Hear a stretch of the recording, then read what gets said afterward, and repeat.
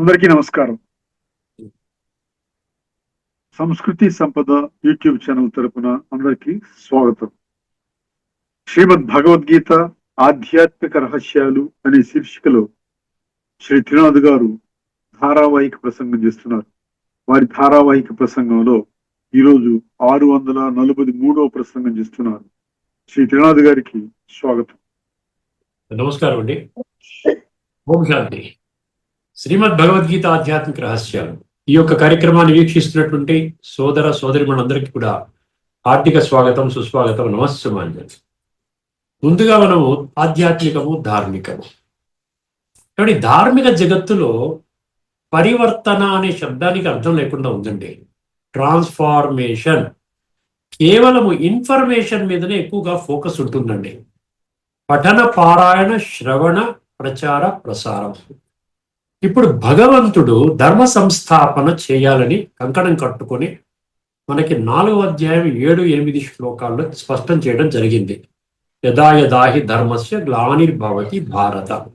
ఎప్పుడైతే ధర్మం పూర్తిగా నష్టమవుతుందో, అధర్మం అనేది సర్వోన్నతమైనటువంటి హయ్యెస్ట్ లెవెల్కి వెళ్ళిపోతుందో, అప్పుడు పునః ధర్మస్థాపన కొరకు నేనే అవతరిస్తాను అన్నాడు. మళ్ళీ మనం ఏం ఒప్పుకుంటాము? భగవంతుడు పరమ సత్యము అంటాం. భగవంతుడు పరమ సత్యం అన్నప్పుడు ఈ విషయాన్ని ఎందుకు మనం అసత్యంగా భావిస్తున్నాం? నిజంగా భగవంతుడు ధర్మ సంస్థాపన కర్తవ్యాన్ని చేయడానికే సృష్టి మీద అవతరించాడు. అవతరిస్తాను అని చెప్పినప్పుడు, ఆ కర్తవ్యం చేస్తున్నాడని కూడా తెలిసినప్పుడు కూడా మనం ఎందుకు సంశయాలు? ఇప్పుడు ఒక విషయం తీసుకోండి. ప్రపంచంలో ఎంతమంది ఉన్నారు? 900 కోట్లు అనుకోండి, 850 కోట్లు, 900 కోట్లు అనుకోండి. దానిలో ఎంతమంది భగవంతుని మాటలు వింటారంట? మొదటి రకంగా వినేటువంటి వాళ్ళు 3 కోట్ల మంది మాత్రమే వింటారు. వాళ్ళే సత్యయుగంలోకి వస్తారు. తర్వాత 30 కోట్లు యాడ్ అవుతారు త్రేతాయుగంలో, రెండో క్వాలిటీ వాళ్ళు. అర్థమైందండి? వీళ్ళనే సాత్విక ప్రధానము, సాత్వికము అన్నారు. ఇప్పుడు ఈ 33 కోట్ల మంది వాళ్ళ బుద్ధి ఎట్లా ఉంటుంది? సాత్వికంగా మారుతుంది. వాళ్ళు భలే ఇప్పుడు వర్తమానంలో తమో ప్రధాన స్థితిలో ఉండొచ్చు. తామసిక స్థితి, లోయెస్ట్ తామసిక స్థితిని తామసిక ప్రధానం అంటారు. కానీ ఈ 33 కోట్ల మందిలో ఎటువంటి చలనం వస్తుంది అంటే, భగవంతుని యొక్క ధర్మ సంస్థాపన కర్తవ్యంలో నేను కూడా పాలు పంచుకోవాలి. ఇది తెలియజేయటం కొరకేనండి గీతలో 14వ అధ్యాయము తర్వాత అది గుణత్రయ విభాగ యోగము, శ్రద్ధాత్రయ విభాగ యోగము, మోక్ష సన్యాస యోగములో మీకు 20వ శ్లోకం నుండి 39వ శ్లోకం వరకు మీరు గమనించండి. అందులో అనేక విషయాలని స్పష్టం చేస్తూ సాత్విక, రాజసిక, తామసిక అని ఆ విధంగా డివైడ్ చేశాడు. ఎందుకు చేశారు? దానివల్ల ఉపయోగం ఏమిటి? ఎప్పుడన్నా ఆలోచించారా? ఎవరి కోసం అండి ఇవంతా? ఈ జ్ఞానం అంతా ఎవరి కోసము? ఈ భూమండలంపై ఉన్నటువంటి 850 కోట్ల మందికి సంబంధం లేదనుకున్నప్పుడు, ఇది ఏ విధంగా ఎవరి జీవితాన్ని ఉద్ధరించడం కోసమని? సాత్విక కర్మ అంటే ఏమిటి? సాత్విక రాజసిక కర్మ అంటే ఏంటి? తామసిక కర్మ అంటే ఏమిటి? కర్త అంటే ఆ విధంగా ధృతి సాత్విక, రాజసిక, తామసిక, బుద్ధి సాత్విక, రాజసిక, తామసిక, జ్ఞానము సాత్విక, రాజసిక, తామసిక, ఏమండి సుఖము ఈ 3 రకాలు, అర్థమైంది? తపస్సు 3 రకాలు, త్యాగము 3 రకాలు, శ్రద్ధ మళ్ళీ 3 రకాలు.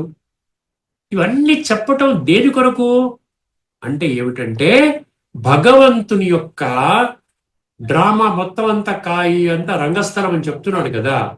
దీనిలో ఎవరెవరు అక్కడ నా కర్తవ్యాన్ని సమర్థించే వాళ్ళు వస్తారు అంటే, ఇక్కడ సాత్వికంగా పరివర్తన చేసుకునేవాళ్ళు.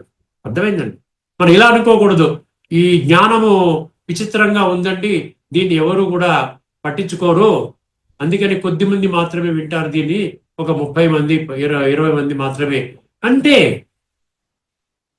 మామూలుగా మీరు భౌతిక పరంగా చెప్పామనుకోండి, అప్పుడు వేల సంఖ్యలో, లక్షల సంఖ్యలో వింటారు, వస్తారు. అందుకనే భగవంతుడు ఏం చెప్తున్నాడు? కొద్ది మంది మాత్రమే నా మాట వింటారు. ఆ వినేటువంటి వాళ్ళు ఈ భూమండలంపై ఉన్నారు. వాళ్ళ కోసమే భగవంతుడు చెప్తున్నాడు. లేకపోతే 7వ అధ్యాయం 3వ శ్లోకంలో ఎందుకు చెప్పాలైనా? వేల కొలది జనులలో ఒకానొకడు మాత్రమే నన్ను, నా యొక్క సత్యమైన పరిచయాన్ని, నాతో సంబంధాన్ని జోడించుకునే జ్ఞానాన్ని తెలుసుకోవడానికి ప్రయత్నం చేస్తాడంట. ఆ విధముగా ప్రయత్నము చేసినటువంటి మళ్ళీ అనేకులలో ఒకానొకడు మాత్రమే, అర్థమైన ఒకానొకడు మాత్రమే నా యొక్క యథార్థ స్వరూపాన్ని తెలుసుకుంటాడు, వాస్తవిక పరిచయాన్ని తెలుసుకుంటాడు. చూసారా ఎంత చక్కగా అవి తెలుసుకుంటాడు అని భగవంతుడు చెప్పినప్పుడు మనం దాన్ని కూడా సంశయిస్తాం. అర్థమైందండి? ఇన్ని లక్షల మంది తెలుసుకున్నారండి, ఎన్నో కోట్ల మందికి జ్ఞానం చెప్తే కొన్ని లక్షల మంది తెలుసుకున్నారు, దానికి కూడా సంశయమే.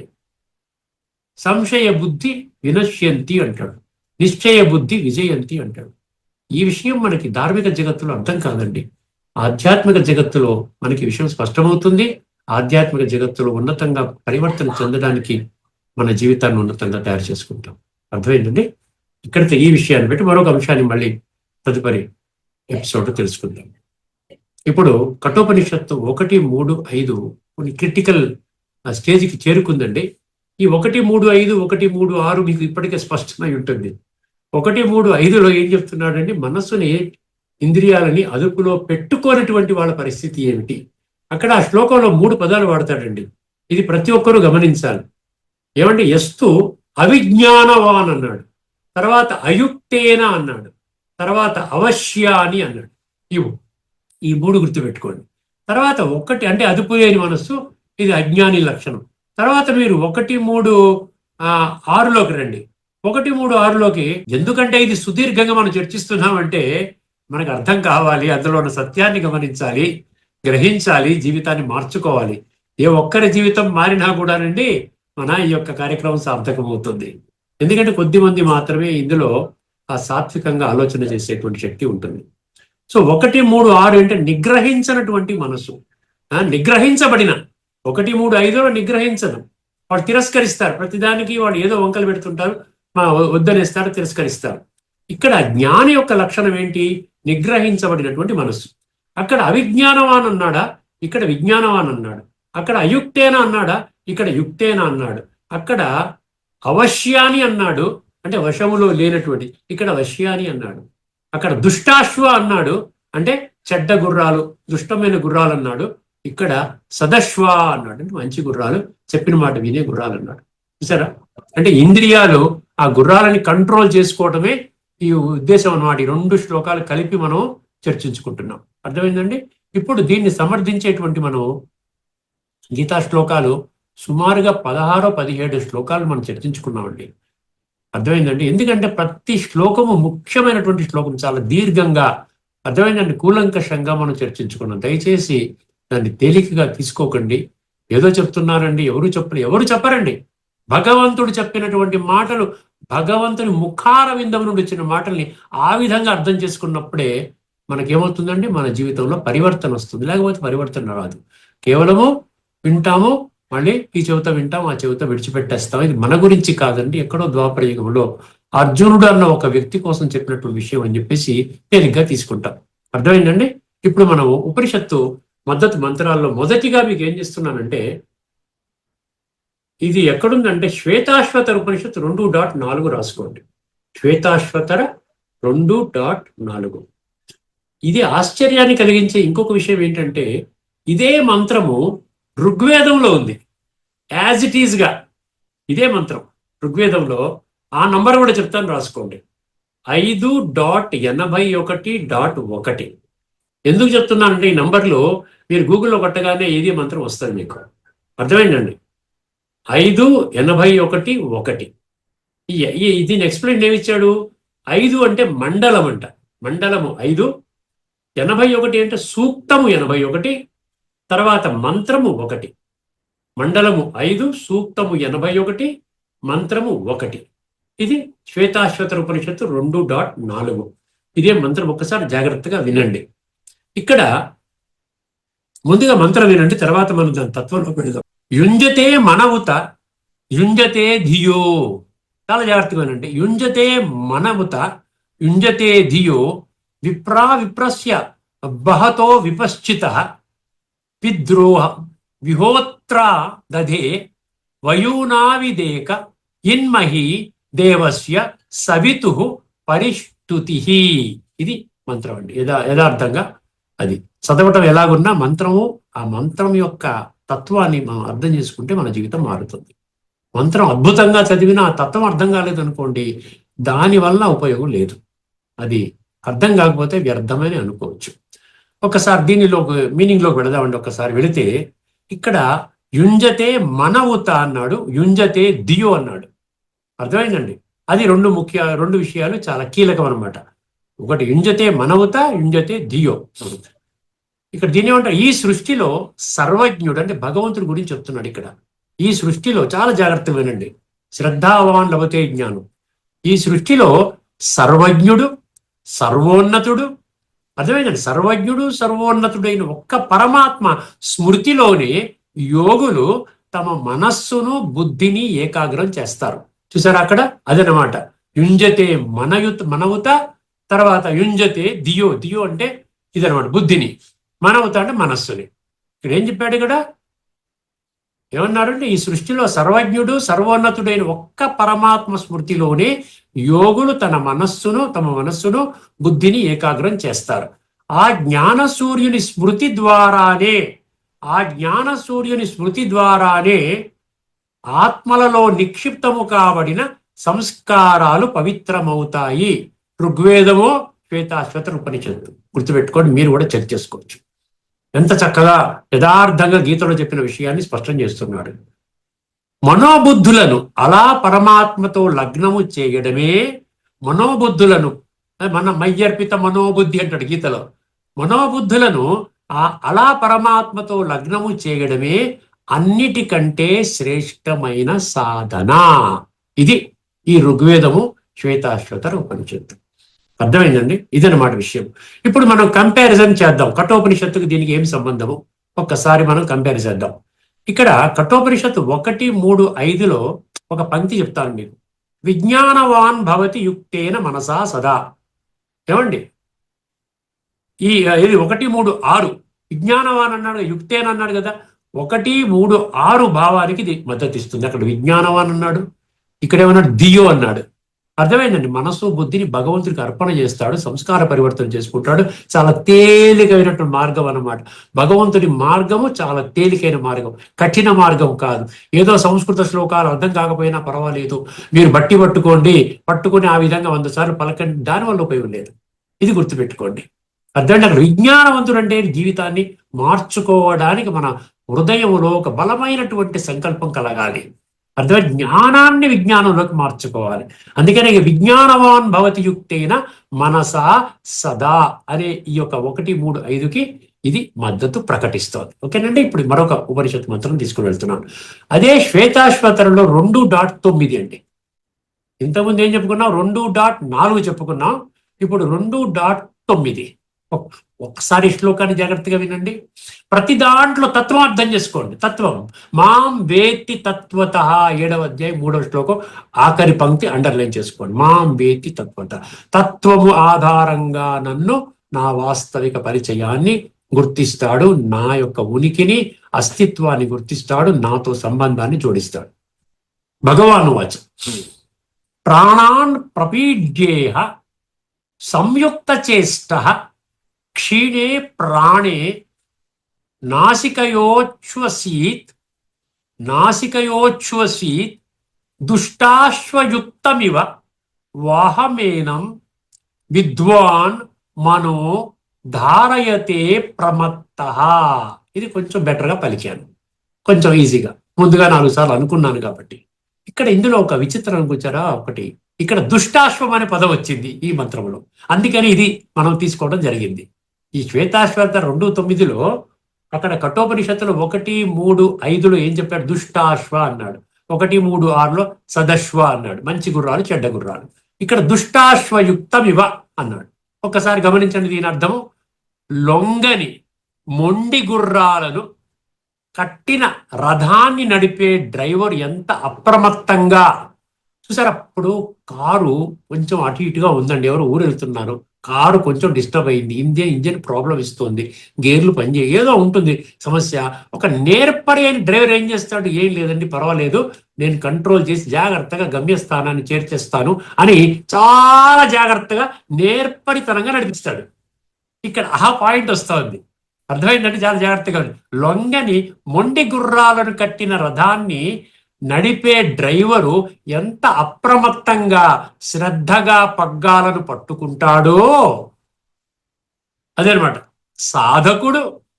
సాధకుడు అర్థమైంది, ఒక విజ్ఞాని అనమాట. సాధకుడు కూడా తన చంచలమైన మనస్సును అంత అప్రమత్తంగా అదుపు చేయాలి. ఎగ్జాంపుల్ ఎంత బాగా ఇచ్చారు చూసారా? ఎప్పుడైతే తెలిసిందో రథానికి పగ్గాలు వీక్గా ఉన్నాయి, లేకుండా ఉంటే గుర్రాలు కొంచెం రాంగ్ డైరెక్షన్ లో తీసుకుని వెళ్ళేటి చంచలంగా ఉన్నాయి అన్నప్పుడు ఏమిటంటే డ్రైవర్ అలర్ట్ అవుతాడు, సారథి అలర్ట్ అవుతాడు, రథికుడు అలర్ట్ అయ్యి సారథికి కరెక్ట్ డైరెక్షన్స్ ఇస్తాడు. నాయనా నువ్వు జాగ్రత్తగా ఉండు, కొద్దిగా ఈ రథం ఫుల్గా ఎఫిషియెంట్ గా లేదు, గుర్రాలు పిచ్చి పిచ్చిగా అటు ఇటు వెళ్తున్నాయి, జాగ్రత్తగా ఉండంటే అలర్ట్ గా ఉంటాడు. అర్థమైందండి? ఎంత బాగా చెప్పాడు, చాలా జాగ్రత్తగా వినండి, మరొకసారి చెప్తాను మీకు. లొంగని మొండి గుర్రాలను కట్టిన రథాన్ని నడిపే డ్రైవరు ఎంత అప్రమత్తంగా శ్రద్ధగా పగ్గాలను పట్టుకుంటాడో, సాధకుడు కూడా తన చంచలమైన మనస్సును అంత అప్రమత్తంగా అదుపు చేయాలి.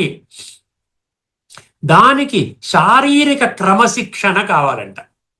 సరే, శరీరం కూడా పిచ్చి పిచ్చిగా ఏది పడితే తింటుంటాం, ఏది పడితే వెళ్తుంటాం, సిగరెట్ తాగుతాం, డ్రింక్ చేస్తాం, పార్టీలకు వెళ్తాం, విందులు వినాశం, ఇటువంటి ఉన్నవాడు భగవంతుని తెలుసుకోలేడు. శారీరక క్రమశిక్షణ, బాడీలీ డిసిప్లిన్ అంటున్నాడు అక్కడ. దానికి ఏ పదం వాడాడు? సంయుక్త చేష్ట అన్నాడు. సంయుక్త చేష్ట అంటే బాడీలీ డిసిప్లిన్. అర్థమైందండి? అందుకనే ఇప్పుడు యోగాసనాలు ప్రాణాయామం ఎందుకు చేస్తున్నారు, ఇక్కడ ఈ పాయింట్ వస్తుంది. ఆరోగ్యానికి ప్రాధాన్యత ఇవ్వాలి, ఎందుకంటే ఇది ఆఖరి జన్మ. శరీరం ఆరోగ్యంగా బ్రహ్మాండంగా ఉన్నట్లయితే నేను భగవంతుని కర్తవ్యాన్ని సమర్థించే కర్మలు చేయడంలో, నా వంతు సహాయాన్ని నేను చేయడంలో నేను అందులో సఫలం అవ్వగలుగుతాను. అర్థమైంది? సంయుక్త చేష్ట అంటే శారీరక క్రమశిక్షణ, తర్వాత శ్వాస నియంత్రణ అన్నాడు. శ్వాస నియంత్రణకి ఏం చెప్పాడు అక్కడ? నాసికయోచ్ఛ్వసీత్ అన్నాడు. నాసికయోచ్ఛ్వసీత్,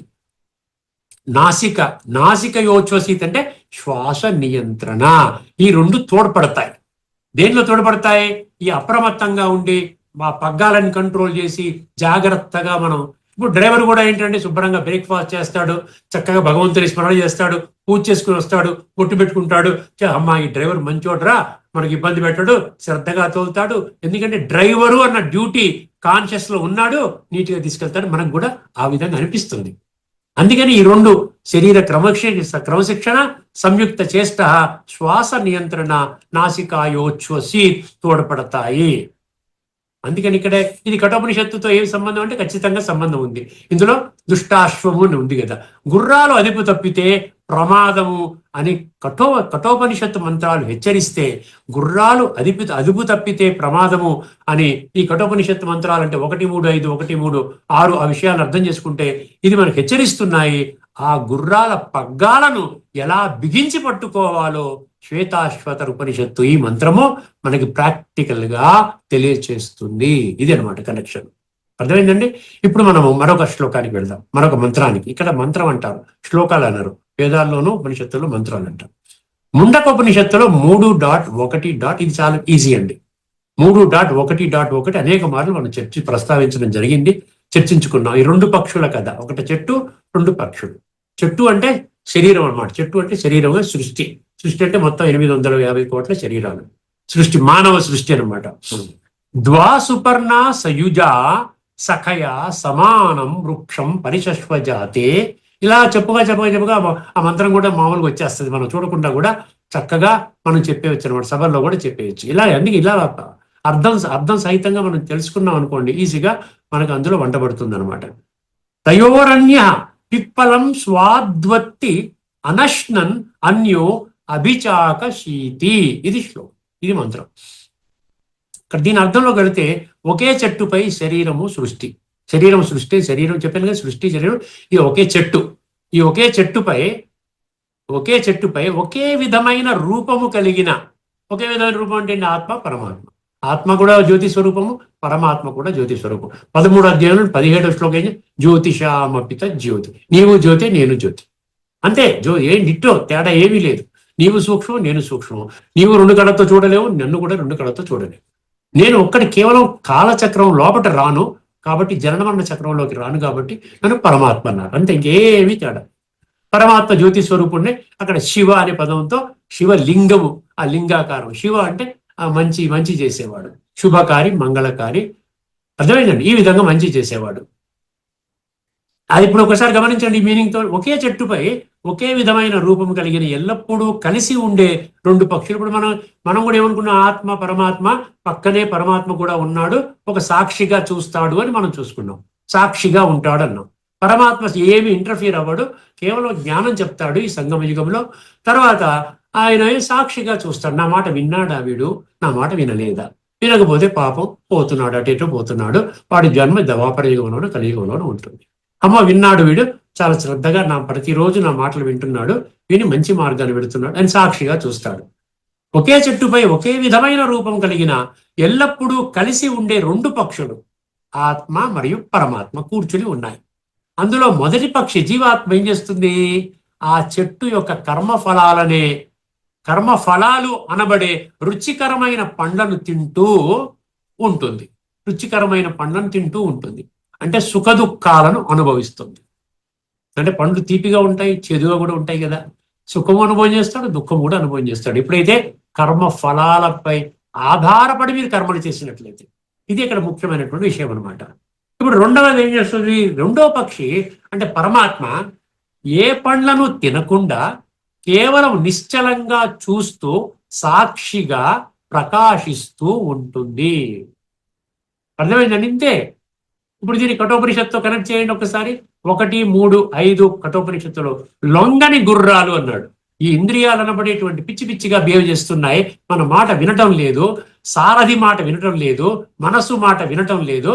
నేను ఇండిపెండెంట్ గా డీల్ చేస్తాను అని, నా ఇన్ఫ్లుయెన్స్ మీ మీద వేస్తాను అని, ఆ విధంగా ఉన్నటువంటి విషయం అనమాట. లొంగని గుర్రాలంటే ఏం చెప్పాడు?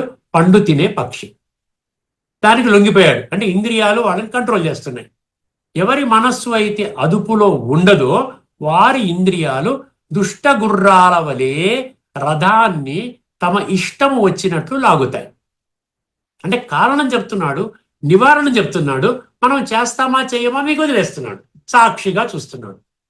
ఇది ముండకలో చెప్పిన పండు తినే పక్షి స్థితికి సమానం. ఇంద్రియాల ఆకర్షణల్లో మునిగిపోయి, జాగ్రత్తగా వినండి, కొంచెం మీకు విస్తృతంగా అర్థం చేయిస్తే, మీరు క్షుణ్ణంగా అర్థం చేసుకుంటే మీరు ఏ పక్షిది, ఏ పండు తినాలి, మీరు ఏ స్థితిలో ఉన్నారు అన్నది అర్థమవుతుంది. పండు తినే పక్షి స్థితికి సమానం. ఇంద్రియాల ఆకర్షణల్లో మునిగిపోయి ఆత్మ సుఖదుఖాల చక్రములో చిక్కుకుపోతుంది. ఆ పండు తిన్నదంటే ఏంటి? కర్మ ఫలితము జరిగిందా హ్యాపీ, జరగకపోతే ఏడుపు, సుఖము దుఃఖము. కఠోపనిషత్తు 1, 3, 6 ఏం చెప్తోంది? దాని అదర్ సైడ్, పాజిటివ్ సైడ్, అదుపులో ఉన్న గుర్రాలు. దాని ఏమంటున్నాడు? సాక్షి, పరమాత్మ స్మృతిలో ఉంటాడు. అక్కడ ఆత్మ పరమాత్మ 2 కూడా తీసుకోవచ్చు. అంటే పరమాత్మని గుర్తించిన ఆత్మగా కూడా తీసుకోవచ్చు కొన్ని మంత్రాల్లో. అలా కూడా మనం చర్చించుకున్నాం. అర్థమైందండి? ఇక్కడ ఏం చేస్తాడు? అదుపులో ఉన్న గుర్రాలు ఎవరైతే బుద్ధిని జాగ్రత్తగా ఉంచి మనస్సు అనే పగ్గాల ద్వారా ఇంద్రియాలనబడే గుర్రాలను అదుపులో ఉంచుకుంటారో వారు సుఖదుఖాలకు అతీతముగా స్థిరపడతారు. చూసారా? ఇప్పుడు సుఖదుఖానికి కారణం మన భగవంతుడు చెప్తున్నాడు, నివారణ చెప్తున్నాడండి. అయినా నేను సుఖదుఖంలోనే ఉంటున్నాను అంటే అజ్ఞానంలోనే మనం కొనసాగడానికి ఇష్టపడుతున్నాం అన్నమాట. అర్థం చేసుకోండి. బుద్ధి నేత్రాన్ని తెలుసుకుంటే స్పష్టమవుతుంది. ఇప్పుడు ముండకోపనిషత్తులో చెప్పినట్లు ఆత్మ రధికుడు తన పక్కనే ఉన్న సాక్షి పక్షి అంటే పరమాత్మ, జ్ఞానసూర్యుడైన పరమాత్మ, ఆయన వైపు తన బుద్ధిని మళ్లించినప్పుడు, ఒక్కసారి రధికుడు అంటే ఆత్మ కదా, ఆత్మ పరమాత్మ ఒకటే, పక్కపక్కనే ఉన్నాయి. అప్పుడు ఏం చేస్తాను? నేను ఈ కర్మఫలాల జోలికి వెళ్లకుండా పరమాత్మ స్మృతిలో ఉంటాను. అదనమాట విషయం. బుద్ధిని మళ్లించినప్పుడు అతనికి పరమాత్మ శక్తులు వస్తాయంట. పరమాత్మ గుణాలు, శక్తులు వస్తాయి కదా. 26 దివ్య గుణాలు ఉన్నాయి. 16వ అధ్యాయంలో మొదటి 3 శ్లోకాలు స్పష్టం చేయడం జరిగింది. ఆ శక్తుల సహాయముతో కఠోపనిషత్తు 1, 3, 6లో చెప్పినట్లుగా తన మనసు బుద్ధిని ఏకాగ్రం చేసి, అర్థమైందండి, తన మనసు బుద్ధిని ఏకాగ్రం చేసి ఏం చేస్తాడు? ఇంద్రియాలనే గుర్రాలను అత్యంత సులభముగా అదుపు చేయగలుగుతాడు. అక్కడ సక్సెస్ అన్నమాట. భగవంతుని మాట వింటే ఏ విధంగా మన సక్సెస్ అవుతాము, భగవంతుని మాటలు వినకపోతే ఏ విధంగా మన జీవితాన్ని మనం చేతులారా భ్రష్టు పట్టించుకుంటాము. ఈ చూసారా ఎంత చక్కగా ఈ రెండు పక్షాల కథ ద్వారా మనకు అర్థమవుతుంది. ఇప్పుడు మనకి కొంత సమయం ఉంది కాబట్టి మరొక మంత్రాన్ని మనం తెలుసుకునే ప్రయత్నం చేద్దాం. ఇది చాలా అద్భుతమైన మంత్రం అండి. మీకు చాలా ఆనందాన్ని కలిగించే మంత్రము, చాలా ఆశ్చర్యాన్ని కలిగించే మంత్రము. ఉపనిషత్తుల్లో ఎంత డెప్త్ ఉన్నదా, ఇప్పటి వరకు మాకు ఎవరు తెలియజేయలేదే అన్నటువంటి భావన మీలో కలుగుతుందండి. ఎందుకంటే మనం ఇవన్నీ ఎందుకు అర్థం చేసుకోగలుగుతున్నాం అంటే, మనం ముందుగా భగవద్గీతను చదువుకున్నాం, భగవద్గీతని బాగా థరోగా స్టడీ చేసాం, ఆధ్యాత్మిక రహస్యాలన్నీ తెలుసుకున్నాం, అర్థమైందండి. అప్పుడు దాన్ని ఏమని చెప్పాం మనం అక్కడ 7వ అధ్యాయం 2వ శ్లోకంలో చెప్పినట్టుగా, నేను సంపూర్ణ జ్ఞానం చెప్తాను. సంపూర్ణ విజ్ఞానము అంటే ఆ జ్ఞానాన్ని జీవితంలో అనుభవం చేసే విధానము, ఆ రాజయోగ ప్రక్రియ చెప్తాను. ఈ రెండు తెలుసుకున్న తర్వాత ప్రపంచంలో ఇంకా ఏ శాస్త్రము, ఏ గ్రంథము, ఏ విధానము మీకు అవసరము లేదు, దాని కొరకు వెతకని అవసరము లేదు అంటాడు. అందుకని దానిని తీసుకొని మనం మిగతా శాస్త్రాల జోలికి వస్తున్నాం. ఇప్పుడు మనం ఏ శాస్త్రం తీసుకున్నా ఈ ఆత్మజ్ఞానం, పరమాత్మ జ్ఞానం తప్ప ఇంకొక జ్ఞానం ఉండదండి. ఇప్పటికే రుజువైపోయింది. మనం ఎన్నో యక్ష ప్రశ్నలు చర్చించుకున్నాము, తర్వాత ఇంకా చాలా విషయాలు చర్చించుకున్నాం, భజగోవింద శ్లోకాలు ఎన్నో చర్చించుకున్నాం, అర్థమైందండి. ఇప్పుడు మనం ఉపనిషత్తుల్లోకి వచ్చాం. ఇప్పుడు మనం ఇదే దృష్టితో ఈ మైత్రాయణి ఉపనిషత్తు అండి, ఇది మైత్రాయణి ఉపనిషత్తులో 3 మంత్రాలు ఉన్నాయండి. 3 మంత్రాలు వరుసగా చర్చించుకుంటాము. కాకపోతే ఇప్పుడు ఈ ఎపిసోడ్లో మనకి సమయాన్ని దృష్టిలో పెట్టుకుని ఒకటే ఒక్క మంత్రాన్ని, అది కూడా పూర్తిగా అవుతుందో లేదో నాకు తెలియదు, క్షుణ్ణంగా అర్థం చేయించే ప్రయత్నం నేను చేస్తున్నాను.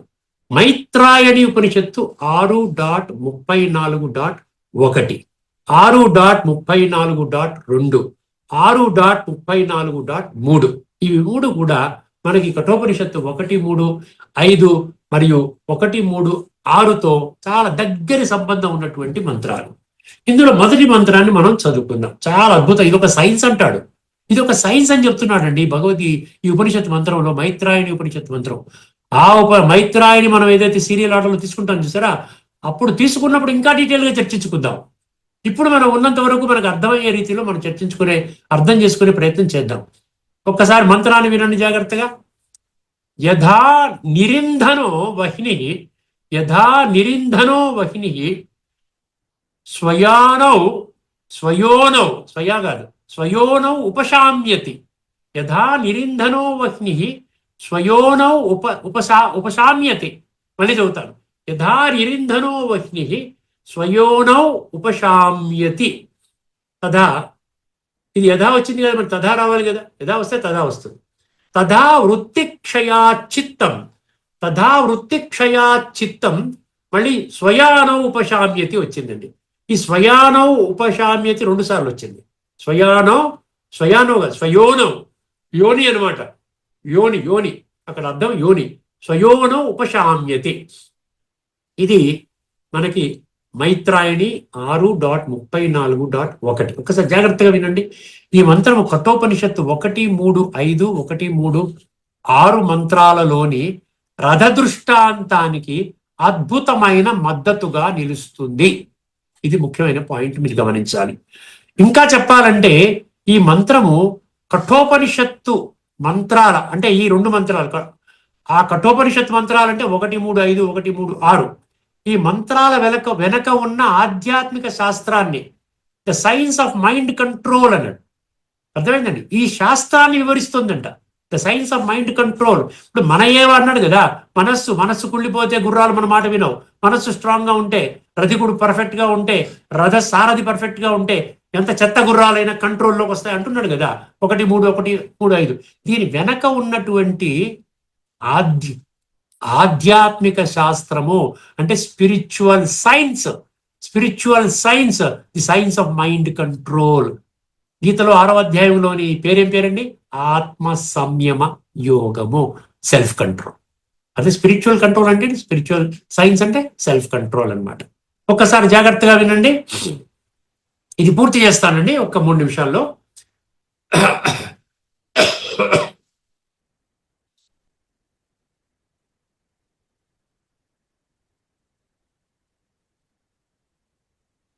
ఇది పూర్తి చేస్తానండి, కొంచెం సమయం తీసుకుని ఇది పూర్తి చేస్తాను. అద్భుతమైనటువంటిది, ఎందుకంటే మనం బిగిన్ చేసుకున్నాం కాబట్టి ఇది పూర్తి చేస్తాను. ఈ సూత్రము కేవలం ఒక మతపరమైన బోధన కాదు అంటున్నాడు. జాగ్రత్తగా నోట్ చేసుకోండి ప్రతి పాయింట్ కూడా. ఈ సూత్రము అంటే ఇది ఏదైతే ఉందో మైత్రాయని 1:3 ఏం చెప్పి మైత్రాయని నంబర్ ఎంత అన్నాడు 6:34 ఇది ఏది కూడా మనకి ఏమంటాడు మతపరమైన బోధన కాదు అంటున్నాడు. అది ఒక తిరుగులేని తిరస్కరించలేని ఆధ్యాత్మిక శాస్త్రము, the science of mind control. ఆధునిక సైకాలజీ మరియు న్యూరో సైన్స్, చాలా జాగ్రత్తగా ఉండండి, ఆధునిక సైకాలజీ మరియు న్యూరో సైన్స్ ఈ రోజు ఏ విషయాలనైతే చెప్తున్నాయో వేల సంవత్సరాల క్రితమే ఈ మంత్రము ద్వారా ఆ మైండ్ కంట్రోల్ మెకానిజంను ఒక సైంటిఫిక్ ఫార్ములా రూపంలో అందించాను. ఎంత అద్భుతంగా ఉందో చూసారా? వేల సంవత్సరాల క్రితమే ఈ మంత్రము ద్వారా ఆ మైండ్ కంట్రోల్ మెకానిజంను ఒక సైంటిఫిక్ ఫార్ములా రూపంలో అందించడం జరిగింది. ఇందులో 5 ముఖ్యమైన శాస్త్రీయ సూత్రాలు ఉన్నాయి. అందులో ఒక సూత్రం మాత్రమే తెలుసుకుంటామండి ఇప్పుడు మనం.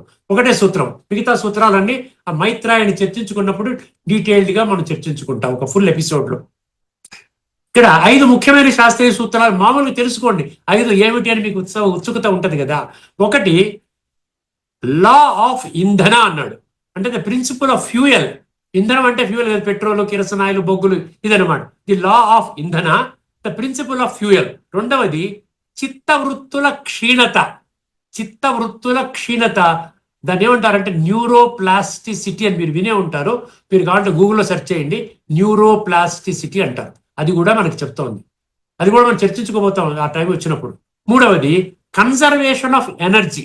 మన ఎనర్జీని ఎలా కన్జర్వ్ చేసుకోవాలి, ఏ విధంగా అది వ్యర్థంలోకి వెళ్ళిపోతుంది, సముద్రంలోకి అది నదులు వెళ్ళిపోతుంటే మధ్యలో ఆనకట్ట ఎట్లా కడతారో అదేనమాట కన్జర్వేషన్ ఆఫ్ ఎనర్జీ. నాలుగవది ద రూట్ కాజ్ అనాలిసిస్. అది కూడా దీనికి కారణం ఏంటి అది డెప్త్లోకి కూడా చెప్తుంది. తర్వాత కాజ్ అండ్ ఎఫెక్ట్ థియరీ. ఇప్పుడు ఈ 5 పక్కన పెట్టేసేయండి. మనం ఏం చర్చించుకోబోతున్నామండి ఇప్పుడు మనం మొదటి సూత్రాన్ని మాత్రమే చర్చించుకోబోతున్నాం. మైత్రాయని 6:34 మంత్రం చర్చకు వచ్చినప్పుడు మొత్తం 5 సూత్రాలని విపులంగా తెలుసుకుందాము. లా ఆఫ్ ఇంధన చాలా ఈజీగా అర్థమవుతుంది, చాలా ఇంట్రెస్టింగ్ గా ఉంటుంది. The principle of fuel. శాస్త్రం ఏం చెప్తోంది, నేను జాగ్రత్తగా వినండి. శాస్త్రం ఏం చెప్తోంది, అగ్ని అనేది ఒక ప్రక్రియ. చాలా జాగ్రత్తగా వినండి. అగ్ని అనేది ఒక ప్రక్రియ అంటే ప్రాసెస్. అగ్నిని బాగా మండించాలంటే ఏం చేయాలి, మధ్యలో కట్టెలు వేస్తారు, చమురు వేస్తారు, కిరసనాయిలు వేస్తారు, పెట్రోల్ వేస్తారు, బొగ్గులు వేస్తారు, నెయ్యి వేస్తారు. ఇవన్నీ వేసుకుంటా అగ్ని మండుతా ఉంటుందంట. చాలా జాగ్రత్త. లా ఆఫ్ ఇంధన. కట్టెలు లేదా చమురు అనే ఇంధనము ఫ్యూయల్ ఇస్తేనే అది మండుతుంది. ఇంధనం ఆపేస్తే అగ్ని దానంతట అదే చల్లారుతుంది. నిరంధనో వహ్ని స్వయోనౌ ఉపశామ్యతి. Science of mind control. ఇక్కడతో నేను ఆపేస్తానండి. ఈ యొక్క చర్చని మనం తదుపరి ఎపిసోడ్ లో మనం కంటిన్యూ చేసుకుందాం. ఇది చాలా ఇంట్రెస్టింగ్ ఎపిసోడ్. ఇది మనం క్షుణ్ణంగా అర్థం చేసుకునే ప్రయత్నం చేద్దాం. అంతవరకు సెలవు. అందరికీ నమస్కారం. లోకా సమస్త సుఖినో భవంతు. ఓం శాంతి. శ్రీమద్ భగవద్గీత ఆధ్యాత్మిక రహస్యాలు శీర్షికలో ధారావాహిక ప్రసంగం చేసిన శ్రీ త్రినాథ్ గారికి ధన్యవాదాలు. నమస్కారం.